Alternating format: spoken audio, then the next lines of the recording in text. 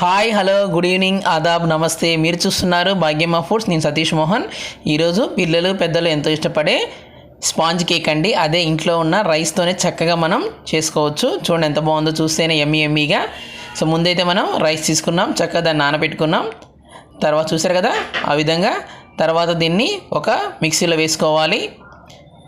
మిక్సీలో వేసుకున్న తర్వాత నానబెట్టిన అటుకులు వేసుకోవాలండి. చూసారు కదా.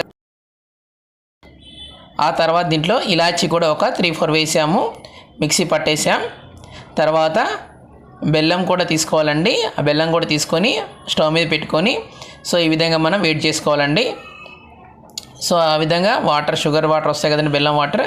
సో వాటన్నిటిని ఈ విధంగా వడపోయాలండి. చూసారు కదండి, ఇలా వడపోసి ఒక గిన్నెలో మనం తీసుకున్నాం. ఓకే అండి. సో మిక్సీ కూడా పట్టేసామండి.